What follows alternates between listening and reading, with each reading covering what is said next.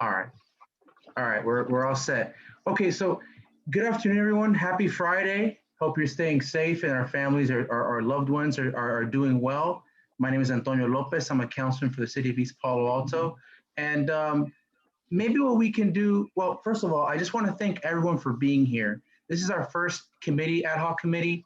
We've come together, really united, represent the cities of Menlo Park, East Palo Alto, school boards, county school boards, the NAACP, the Board of Supervisors, and really I just have a dynamic group of people all united to make sure that when we talk about what COVID has impacted, not only are we talking about food insecurity, now we're talking about rent relief, but also the quality of education of our kids.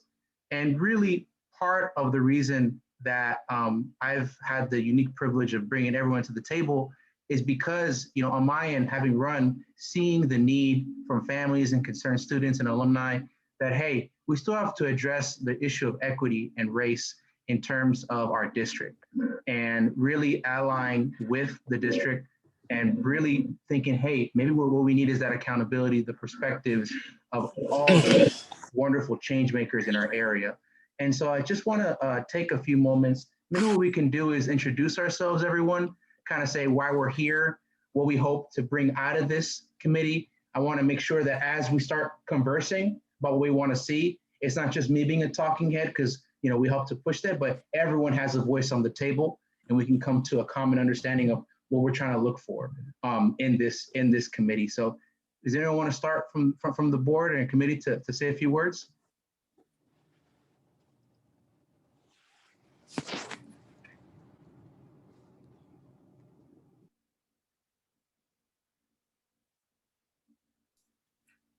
I'll go.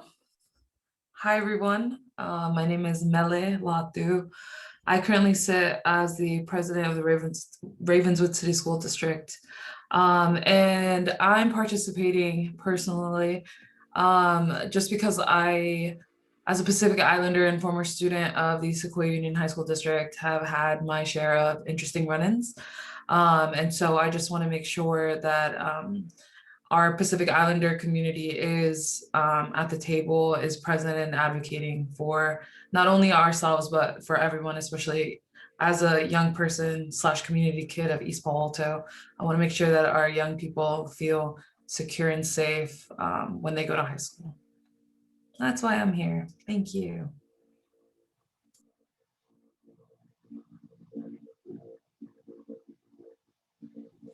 All right, this is Maurice Goodman. I am here. This is, sorry, my car just reset. Sorry, just turned off.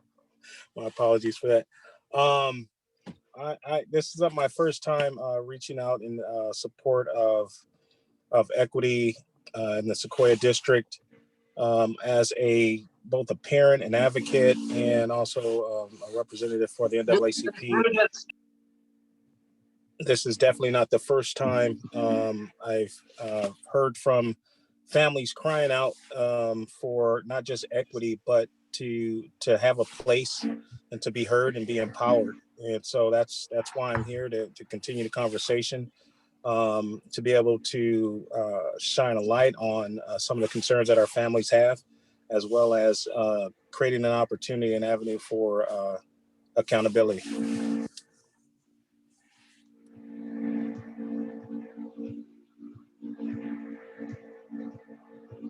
Wonderful. Thank you, Maurice. Anyone else from our committee would like to say a few words before we start? I'll go ahead. I'm Cecilia Taylor. I'm an elected official. Hi, Sequoia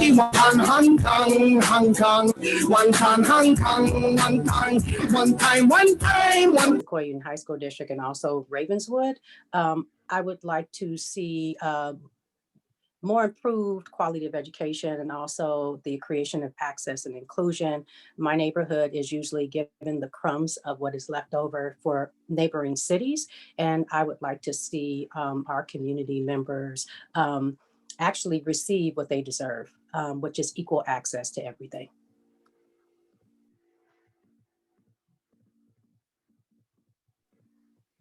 Thanks, Cecilia. This is Hector Camacho. I'm on the County Board of Ed, and I'm a former employee of the Sequoia District. Been working with some district folks for a while now. In the equity space as part of the equity network through the County School Boards Association. So I'm happy to be here, lend some support, some ideas of whatever we're trying to accomplish here. Great. And David, I believe you're our last man standing. Would you like to say something before we start? Great. Hey, thank you so much. It's really great to be here. You know, I think this issue is not just a Sequoia Union High School district issue, but it's really, to be quite frank with you, a San Mateo County issue. I think Cecilia really hit a point with me when she talks about accessibility. And I know what I can speak to is sort of the experiences that I see, particularly in the Daly City community, around the digital divide, around inclusion. And so I think the stand and what you stand for, it resonates with a lot of us, and the courage to do it and the courage to have change is extremely, extremely important. And so we want to support you and support the work. And hopefully this ad hoc committee really brings concrete change to the district. Great, thank you so much. And so with all that said, again, thank you so much, everyone. I want to just kind of highlight why we're here, what is the particular background and context as to why we are focusing our efforts on diversifying. You know, a lot of the trustees that I've had the pleasure of speaking with, they say, hey, Antonio, why are you picking or choosing to focus on this issue of diversity at the top? I mean, most of the students, they don't see the administrators, they don't see the principals, they see the teachers. So why are we focusing on this? Shouldn't we focus on, exposure rates, suspension rates? And my thing is, yes, but also when you think about what's happening at the top, who sets the agenda, establishing the framework and guidelines, it is so imperative that the folks setting the tone, creating policy, that are making the conditions for us kids to come to the classroom, look and walk like the communities that they serve. And, you know, I think, to me, frankly, it's a matter of equity. It's, I think, the standard. And when you have a district that is the highest paid in the region, we have an opportunity to be the standard. And right now we're not. And so I see this as an opportunity to dialogue, an opportunity to, again, get the different folks and the perspectives and come with a really dynamic and a robust framework of how we're going to at last achieve the policy. Because as I said, this is a district that has a history with struggling with diversity. We can go back all the way to the Wall Street Journal, year 2000. Menlo Atherton had struggles with how to make sure that kids are getting the quality of education. We have protests recently in the history of the district. Woodside High School saying, hey, we don't have vice principals and principals that look like us. And so you have a track record of this being an ongoing subject for the district. And so I felt that this was important to tackle, even in a moment like this, where you can say, we have so many other issues on the table. We should focus on this because, again, for far too often, we are represented. And if we don't make this an urgency or priority now, we're never going to.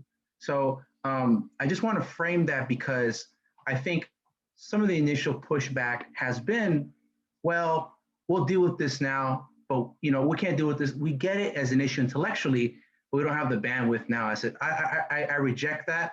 I think we have enough bandwidth to do both. And I think, again, we have a district that has the resources. There should be no reason we're having this conversation in 2021. And frankly, we have an administration federally that is diversifying its cabinet like none before. We have the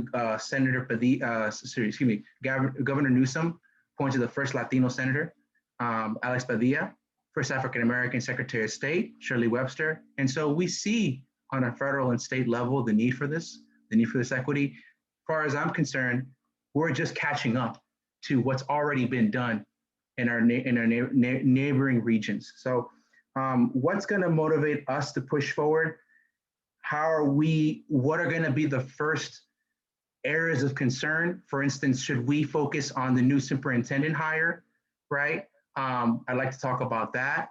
I would also like to talk about if we also would like to, just so you all know, yesterday I had met with one of the folks in the district, and they said, would we like for them to formalize our ad hoc as part of their district, and that us being a part of that hiring process potentially.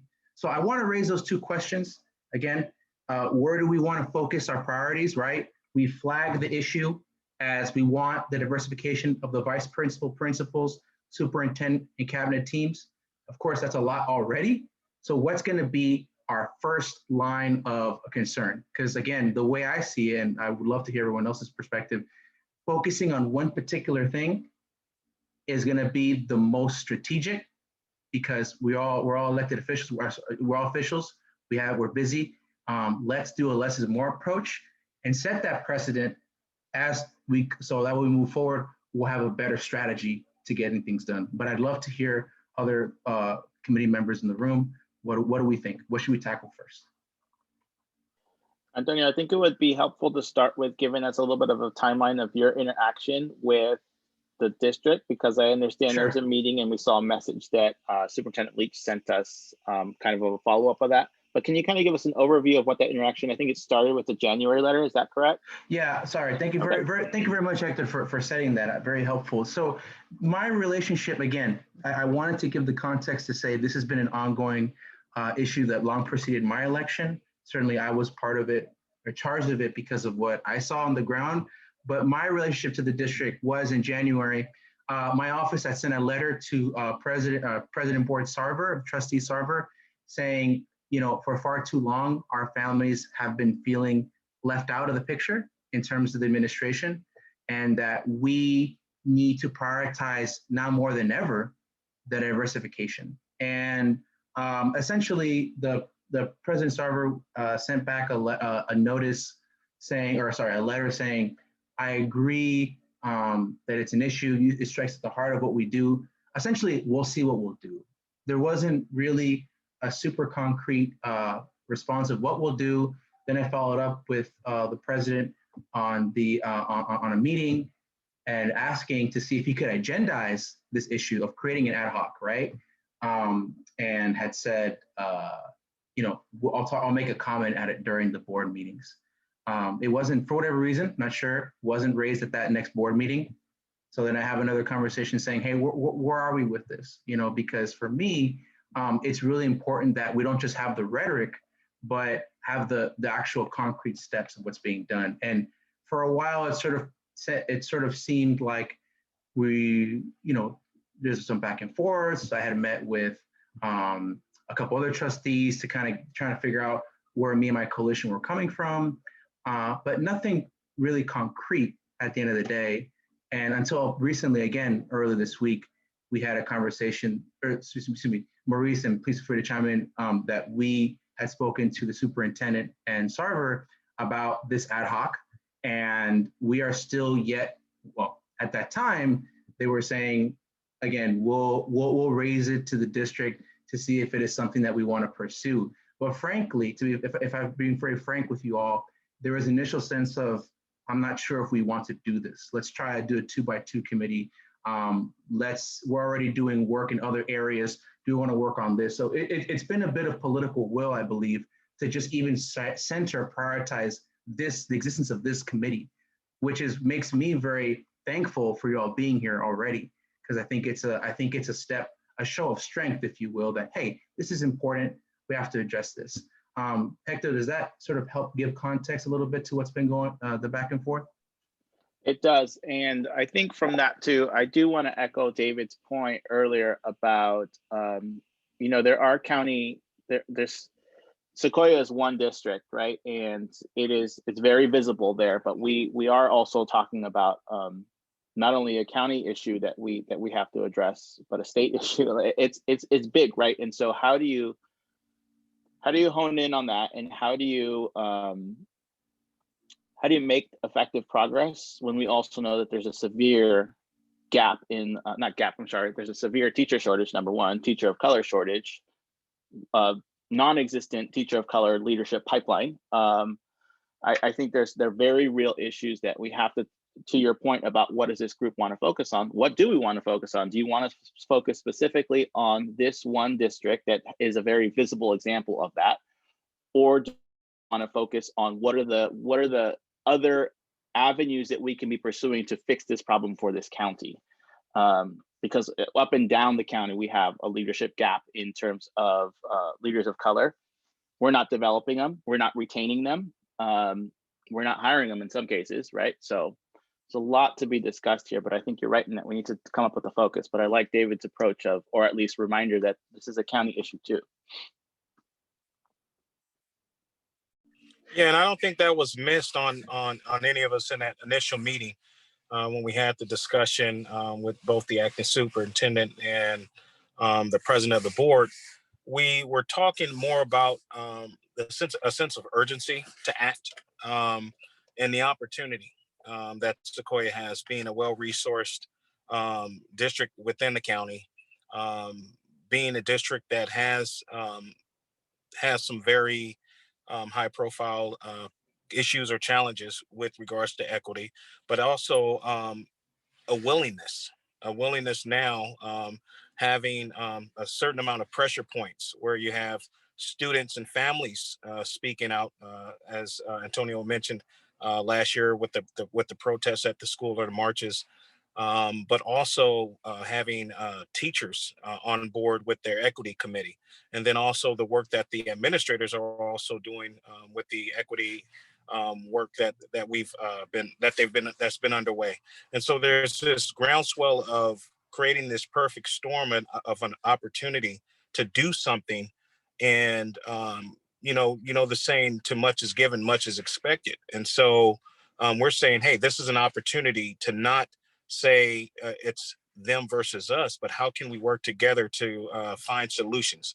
And that's why I think the focus should be on Sequoia, not just to point them out, but to show that, what we can do countywide, even if we are going district by district. But we're saying, hey, if you have this very well-resourced district, let's see what they can do and let them be that shining light, that model. And then let's continue to focus on up and down the county, North County, all the way down to South County.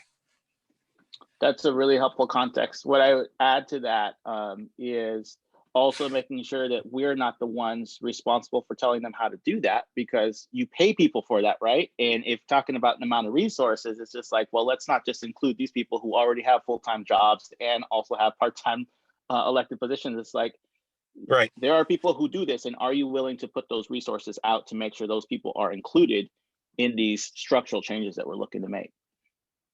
Exactly. I'll chime in here as far as a direction, because I agree with everything that has been said.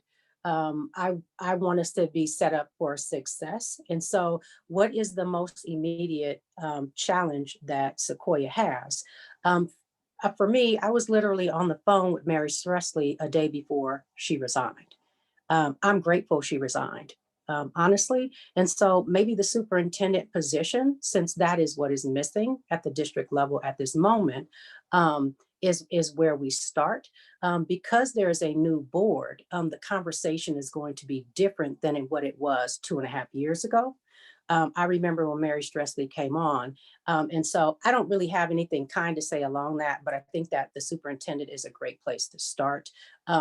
Speaking specifically about my concerns around education in my community, we've had 2 bad superintendents for our school districts. And so now that we have a good superintendent in Ravenswood, let's focus on Sequoia. For me, education is like the priority. I wish there was more that the city council was doing specifically policy-wise that can support whatever the needs are, because I believe in equal access for everyone.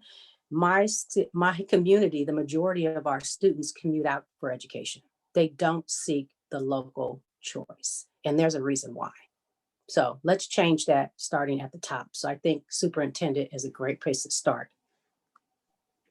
Thank you so much, Councilwoman Taylor. Can I just follow up? When you said city council, are you referring to all the neighboring ones, East Paulton, Menlo Park? Or are you referring to a specific one? We don't have jurisdiction.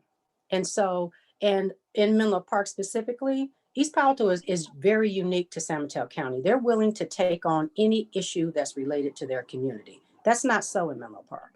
Menlo Park, well, that's not our jurisdiction. We're going to stay out of that. So it's okay that there's been a history of under-resourcing, under education for students. That's all okay. We have students that show up at high school that aren't prepared. And that's because they come from a district that's been under-resourced. They come from a district that has had challenges. I don't know, Ravenswood has been around since the late 1800s. You can kind of look at where their successes have been. But for me, it's, it's everybody's responsibility. So all hands on deck to help improve the quality of education for all students in California, in San Mateo County, in everybody's city that's on this call. So that's spot on, because, Cecilia, what you're talking about, it sounds like, is the reminder that we hear from our council colleagues of what we can't do, without the follow-up of this is what I can do, right? It's just like, I can't do this, but there is no follow-up of I can do this. And there is partnership there that can exist. That's a problem up and down the peninsula. We see every single, you go city by city. No, that's the school's job.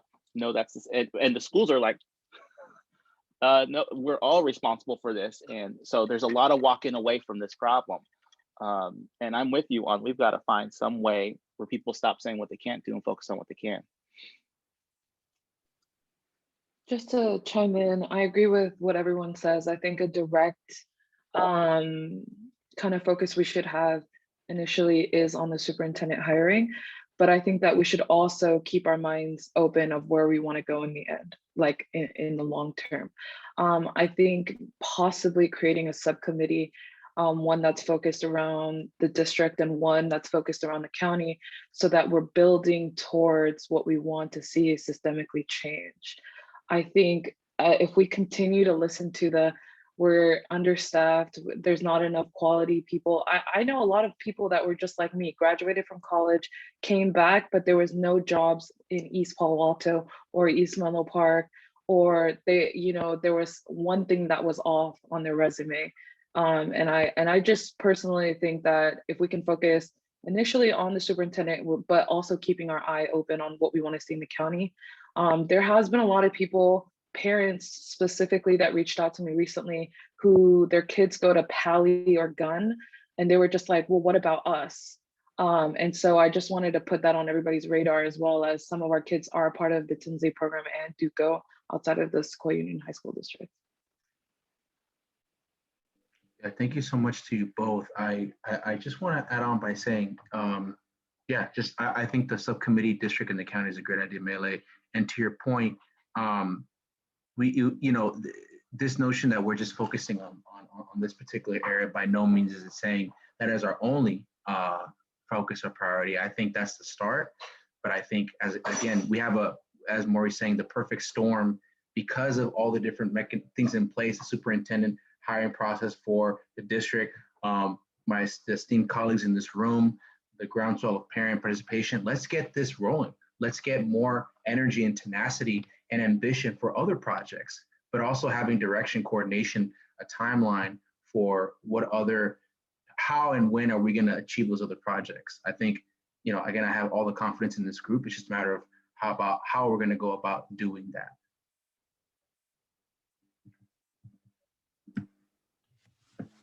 Well, I mean, if the offer was put out there for someone from this group to be a part of the hiring group, and not even just the hiring, this isn't about just sitting on a committee with the hiring. This is about what is the recruitment going on right now.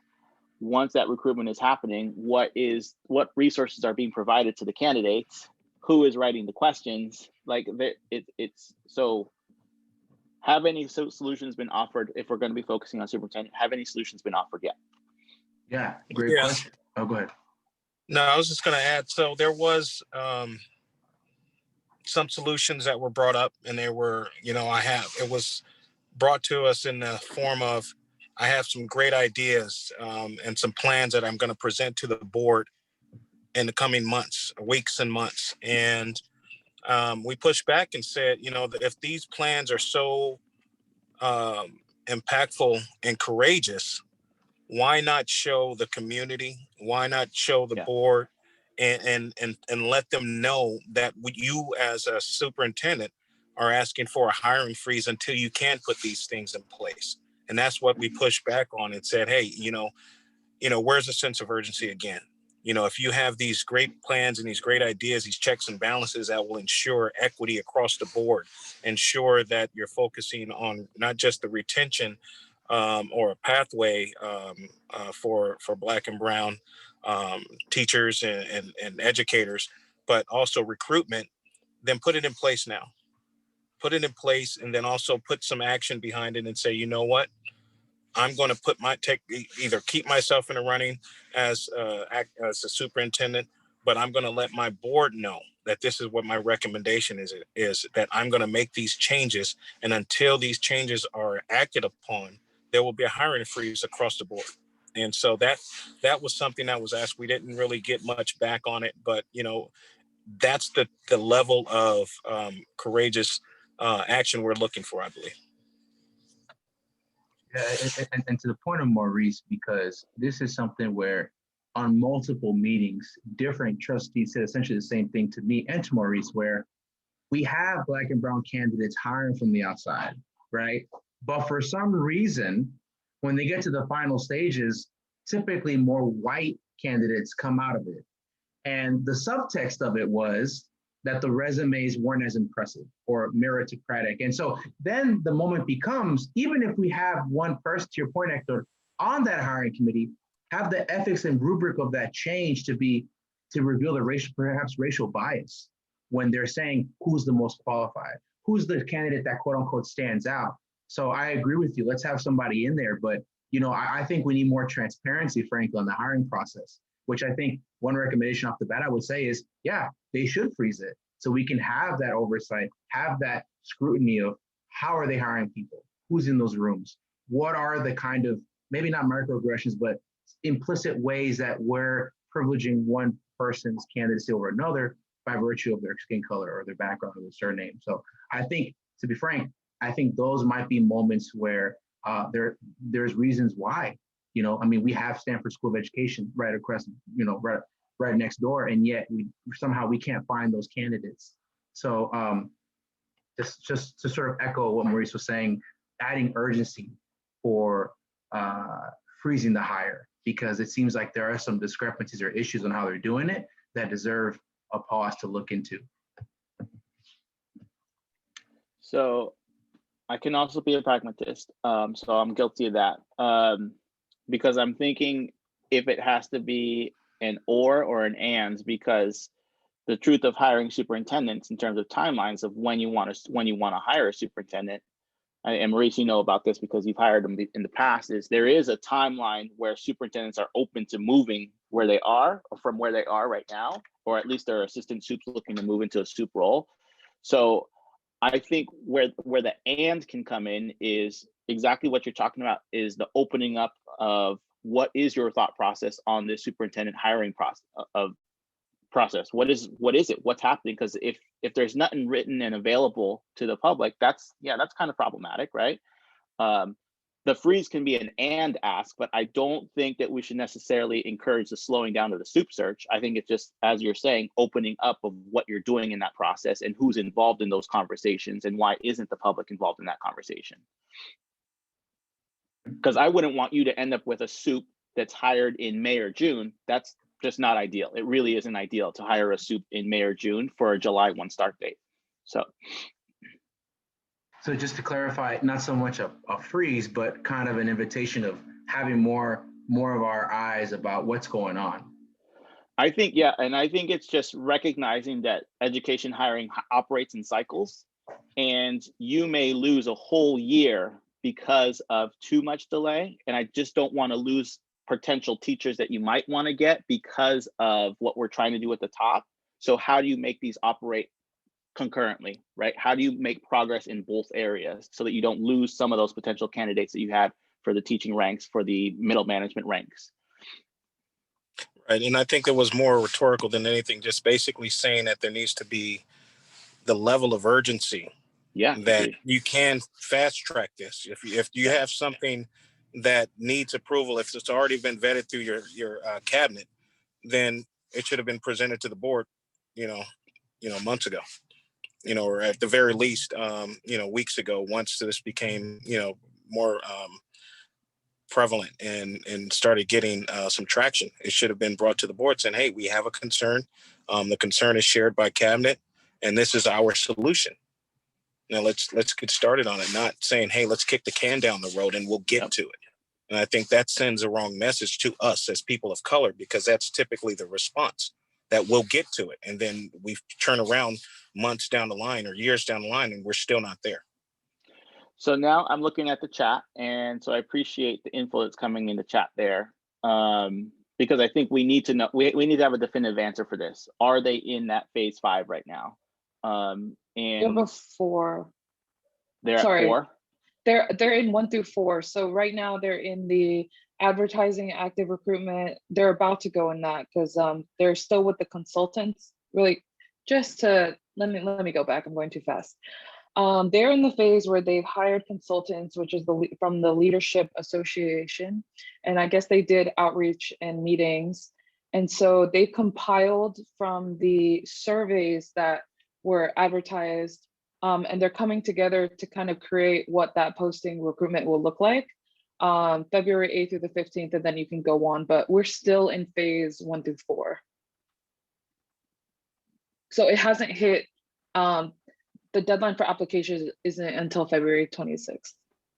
So then I heard a great talk from Dr. Eberhardt this week, and she talked about adding friction to processes, right? And the need, if we're going to really talk about implicit bias, that adding friction. So where's the friction here, right? Is, let's say that we get into that phase, let me open it back up, where we're at selection of, or we're in even in 4, this recruitment piece, and the window closes and you find yourself with no candidates of color. Do you keep moving forward, or do you make that an actual, Right. yeah, we're not moving forward because we have 0 candidates of color? And those are, like, I think, tangible things where you can say you need to add friction to this process. And just to follow up on that, it just thinking about, I don't know who the firm is that they hired, Leadership Association, but if they hired the right firm, they would have candidates from all backgrounds, Right. because Yeah, that would be the intention. Yeah, I worked with Leadership Associates numerous times in South San Francisco. They're the ones that got South San Francisco their first and second Latinx superintendent in the history of the district, and then their first African-American superintendent in the history of the district. So I definitely believe they're capable. It's just a matter of sending them, giving them direction to do that. And I think if there's a right, again, the pressure points to make sure that the direction at the board, because they work for the board, that the board is giving them the direction that they want, not just a person of color, but someone that's qualified to serve in this time and answer this call that the community is saying that we have a concern over. I've included the contact person that is leading the efforts. Sorry, I multitask a lot, so I tend to just drop stuff on while we're working. Sorry if that annoys anyone. No, it's awesome, Millie. Keep it. This is awesome. That's great.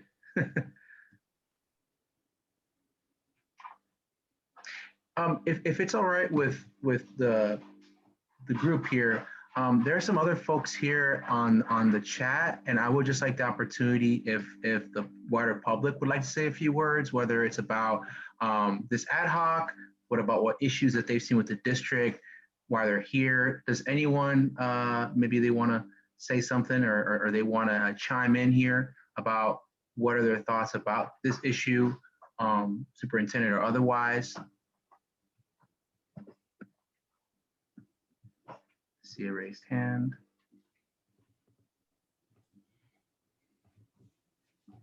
One second.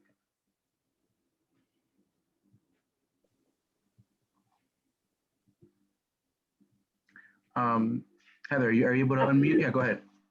Yeah, sorry, I had to pull over. First of all, my name's Heather Starnes-Logwood. I've lived in East Alto for about 32 years. And I run Live in Peace. But I first of all want to say, thank God for you guys for this happening. This has been a need, so needed throughout the years. And I know probably back when Bob Hoover was running the youth piece, there was the closest we had to like cross-city involvement. youth development team. But so we have a grant with Sequoia Union and the county, and it's our second round of it, working with 80 to 100 of the least likely to graduate or those that are like struggling. And, you know, leadership is clutch, and we really struggled for sure with the leadership that's gone. But there are we started some very innovative processes with the superintendent, the old one, and the schools, and they definitely needed work, but they were moving kids forward. And instead of like coming back to the table and say, hey, what worked, what didn't work, you know, we graduated 100% of our seniors and that were failing. And instead of like coming back and saying, okay, what was working from the district side, what was working from the community side, what was working from the county side, they just like the new superintendent obliterated it. And so we've kind of been starting over, but you know, there's a lot, and there's some people on this that I can see that are really working hard, but there's a general lack of understanding completely of the disconnect, particularly with schools outside of our community. The ones that are located in our community tend to have a little bit of better read, but man, so I am anything I can do, you know. I sit at the table with the superintendent, Liz Jarrett, and the county manager's office once a month regarding, you know, but it feels very siloed and that we could do a much better job. Absolutely. Thank you so much, Heather. Yes. I think the point of siloed and just creating more publicity about this process. I feel as if there's kind of going through the motions, but not ensuring that, hey, to Hector's point, you know, what is is there any friction here? You know, have we done our due diligence to make sure that we have equity in place and at every level when we're hiring, for example, a superintendent? Mm-hmm. So thank you so much, Heather. Did you want to add anything else? Sorry. Well, I just say, I do think, I mean, this grant has everybody at the table, like the probation, it has county health, it has both mayors. It just happened that COVID kind of shut down the process, but we could demand that. I mean, it's pretty well stacked because it's coming out of the county manager's office, that it would be, I wanted to use it in such a different way, but it took a while to kind of wrangle it down. So I would invite, I can send it out to you guys, kind of the grant, and that may be a process that would be utilized well with this, because it is across county and superintendent level.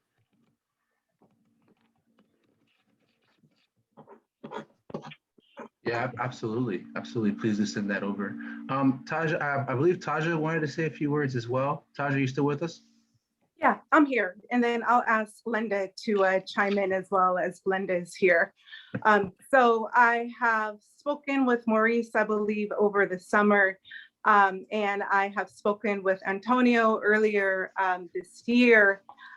So I am Taja Henderson. I teach at Sequoia High School. And starting way back, even pre-pandemic, we had brought up the same issues that you were all bringing up to Mary. And then once the pandemic hit, things started to fall greater apart. So on our end, the educator end, we got BIPOC staff and allies to come together, and we had a letter that went out and had over 300 signatures in order to push changes within the district. The first change that we got was they created this task force to deal with issues relating to the pandemic, but it was not diverse at all. So we made them diversify their academic operations task force. And then once that was completed, our next ask was to create a council that was focused on diversity and equity. So I believe the article that was put out today by the Almanac, it sort of talked about things, but it came from like grassroots teacher efforts. It's important to know that those grassroots teacher efforts are coming from BIPOC staff from all schools across the district.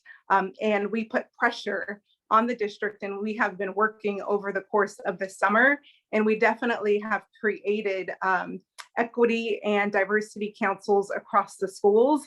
As this is something that we formulated over the summer, we are working in order to solidify our efforts and have it grounded. But we created a framework that we are now putting into place.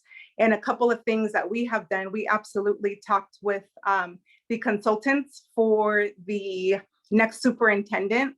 And I specifically asked them, what is the likelihood that you can get as someone who is multilingual and someone who is BIPOC? And they said with the networks that they have the ability. And Maurice had talked about their ability of what they did with the school district that he worked in. So this is the first time in my career that I actually have some faith that we're going to have a superintendent come in and actually be a leader for this district and bring the equity and diversity that it needs. Something else that we are doing is that we are changing what the job applications look like in order to make sure that we are attracting the right type of leaders, whether it is mid-management, and also for teachers who come in to show that this is a district to where teachers would like to work. And then we are also pushing for admin to go through their own equity trainings, because one of the reasons why many BIPOC staff, that we have low retention rates, it's a tough district to work in. And folks really need to check themselves and where they are coming from, and to make sure that everyone feels like this is a school district that they want to stay and have some longevity in. Linda, go ahead and share some more ideas, but I just wanted to give like some context and to say that there is some work that is happening within the district that folks may not have all of the knowledge about, but definitely there are teachers who are coming in from the other end, grassroots, in order to make some structural change that represents the transformative change. So we definitely have moved beyond talking about it to putting in action.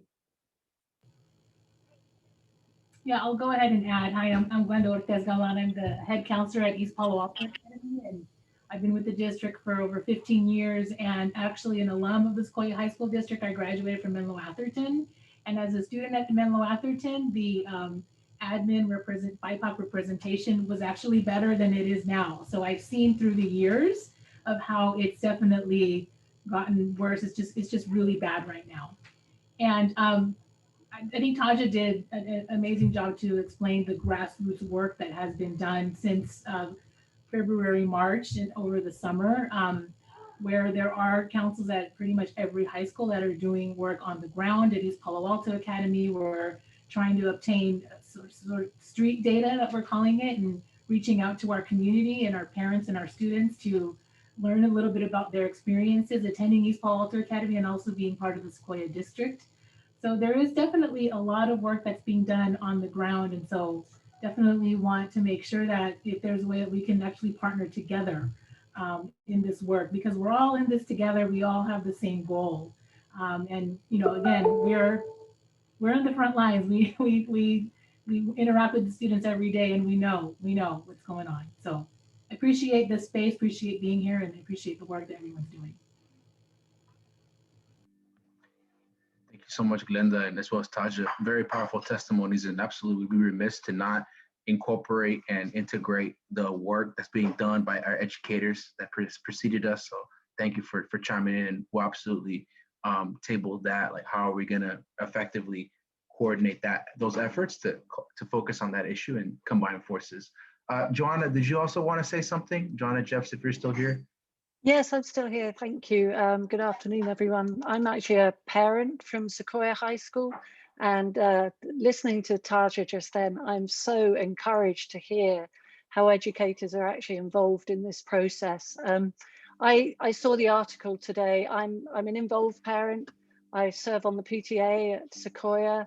Next year, I'll be on the 17th District PTA as their advocacy and community VP. So I'm really here just to listen to you all and to be your ally and to speak out and inform families about what's happening, and about everybody being here, being active, wanting to make change. This is really encouraging. So thank you. Thank you so much, Joanna. I'm sure we speak for everyone when we say, the fight for racial justice needs allies, and to spread the word to create strength in numbers. So really just warmed by your presence, and we'll hold you to that to let folks know what's going on. We'll record it, but we thank you for that. Thank you. Yeah, no, I'm a noisy one, so don't worry. I'll have your voices out there. Awesome, awesome. We have Blanca as well. Is Blanca here? Yeah, I just wanted to introduce myself and just let you know that I am a secretary at Manawatha High School, and I'm a 33-year East Palo Alto resident. So I went to Ravenswood School District, and I am an alumni from Sequoia High School. So I'm just, a community ally, and, I'm just, here to listen and to help in any way that I can. And I think it's a very good work that it's being done. So I just, I'm just an ally trying to be part of it, or, I'm just happy this is happening. And I agree with everyone with what everyone is saying and all the work that is being done. Well, thank you so much, Blanca. Thank you. I'm really just encouraged to see, even in our first go around, that we have wonderful voices in the room representing different parts of this cause, this issue. But again, I'm just really, really encouraged by that. Maybe because we're getting towards the hour, should we transition to some housekeeping stuff like next steps, and maybe how often do we want to meet? Which one should we tackle first? Maybe the frequency of these sessions. Would that be something that should be open to? About we can, but you're already on a timeline, right? That's been started, as Mele's been keeping us informed of, and so I think just remain cognizant of that. Is that there's going to be some where the conversation has to be more directed as opposed to this group. I think I can't speak for the group, but I know from my perspective, I joined to be able to contribute kind of any context, to be able to contribute any strategy that might be helpful. But I do know that there are some of you in this group that are really having those one-on-one conversations, and I think that needs to continue. I'm interested in how the press is involved in it. To hear Glenda and Taja talk about what's happening at the sites, and Brenda too, I think that's really encouraging, and I think we need to make that more vocal. I think people need to know that teachers are and faculty are working, and all educators will say are really working on this. But I think it's now at a point where these one-on-one conversations need to happen to really push that transparent process more into the public, so that people know what's really going on. Yeah, absolutely. No, it's absolutely fair point. Does anyone else want to chime in before? I agree with Hector. Hi, everyone. My name is Heather. I'm with an organization called Community Equity Collaborative. I'm also a parent at Woodside High School. And I would just love to support and provide legwork or how, I know that you all are super busy, and Community Equity Collaborative is here to kind of fill in the gaps in terms of people's availability, so if something comes out of this group and you need someone to type it up or, create something pretty or whatever, when we have to be emailing lots of people and managing, who that's going out to and all of that, Community Equity Collaborative would love to be part of it and just support you however needed. Yeah, absolutely. I mean, we'll definitely keep exchange contacts and make some awesome flyers and letter writing campaigns, and just really, again, leaning on it's not just important that the change gets done, but that collectively we're a part of it. That's also equally as important. And so I'm really heartened to hear that. And I think, Hector, to your point, making sure that our teachers and educators who've been doing this work, they get recognized by the press and otherwise, I think that's equally important. Absolutely. So I appreciate that personally, that reminder. So I guess as we wrap up, everyone, maybe we should discuss, I guess, next steps. So is that recommendation, Hector, to your point, do we go for, we've had this first discussion, and one of the things we've said explicitly is, what is the friction, if anything, for the hiring process for the superintendent? Maybe that's going to be a concrete thing that I certainly will mention, and Maurice wants to chime in, then when we have those meetings. Anything else that we should add when we converse privately with those one-on-ones? I think it's just pushing them to also, like, the message that we heard, what Superintendent Leach sent to us, like, why isn't that public? You know what I mean? Like, why? Like, it's lovely for me to know that as someone that is part of the education community, but like the public needs to know this, because you have a community that's crying out for justice, and rightfully so, right? And why can't those conversations be more open? I know we're all tapped for time, but to Maurice's point, this is a priority issue. This is, I mean, we're talking about lives here. We're really talking about people's lives, and this has to be a priority right now. And if we're talking about this return to normal, it's like, I'm not trying to return to normal. I'm trying to return to just. So how do we communicate that this is what we're doing to get there, to make progress? So I think, so what can you do next is keep pushing that openness, keep pushing that transparency. There shouldn't be, I don't think a district should be upset that someone is calling out inequity. I think they should say, thank you for calling out inequity. Here's what we're gonna do. Yeah, absolutely. And to your point, I think there is a bit of resistance to even acknowledge that, hey, we're messing up on our end. We're doing something wrong here as a leadership. So I think also just culturally, it's ironically a teaching moment. I think that's happening on the administrative level, where we're not coming at it from a bad PR standpoint. We're coming at it from the culmination of grievances from various stakeholders, students, parents, families, folks have been in this room, educators. So yeah, I think the openness is key, and I appreciate that. Anything else that folks in the committee suggest or want to add on? I think just really quick, I think one thing I just want us to all monitor is that there's 2 weeks until the deadline. So I feel like there needs to be some kind of communication, some kind of pushback, so that we can get some answers leading up to that deadline.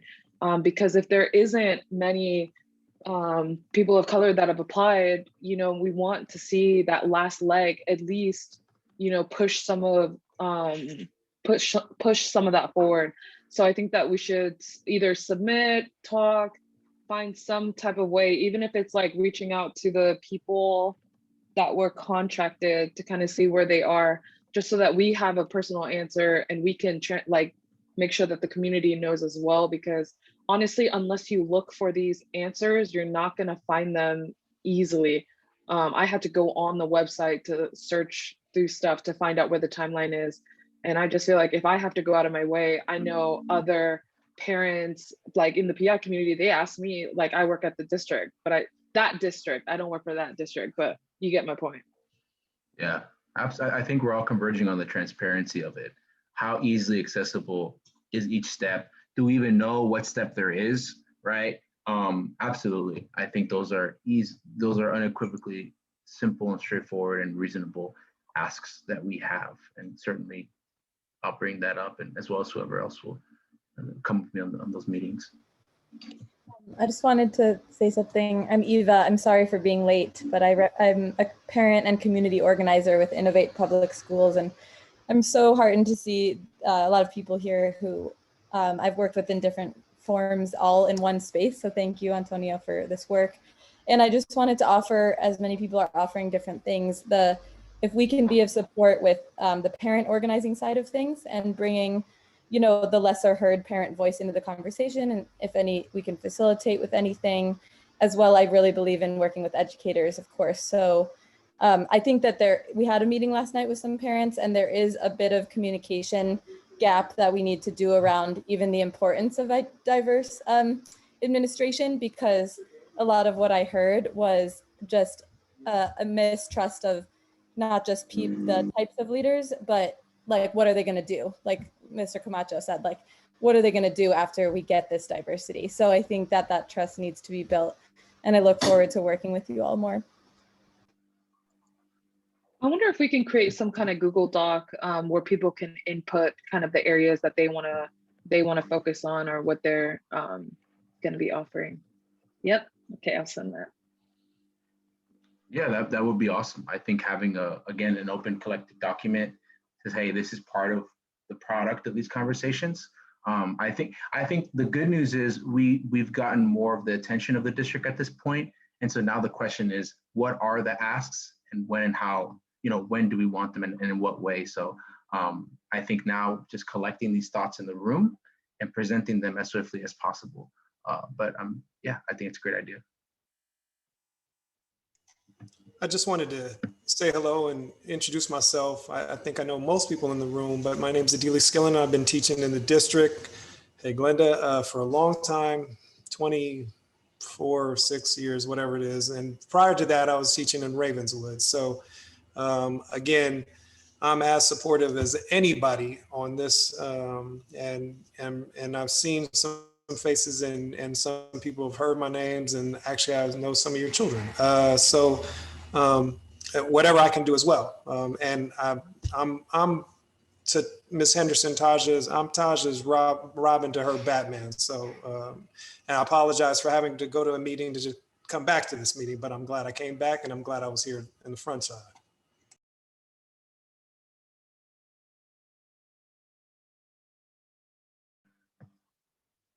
Thank you so much for that. Yeah, I think once again, the support, the activism, the work of the educators has to be prioritized. And you all know more than we do about what are the issues, what do you see with the kids, what are they lacking? So your input's going to be absolutely needed. So for that Google Doc, I urge you all, Taja and everyone to chime in. We'll present that again to the district, the trustees. Are there any final word or people, or anything else folks want to chime in and add as we conclude our first session? I'm more than happy to take a look. I've been typing up some notes here, so I can more happy provide those minutes. Folks can look at that, get a sense of what we've discussed. I have here the openness, keep pushing the openness, more public input about the process, where we're at, as well as creating that Google Doc to make sure that folks can chime in on what they'd like to see specifically addressed by the district as it concerns the hiring process for a superintendent or otherwise.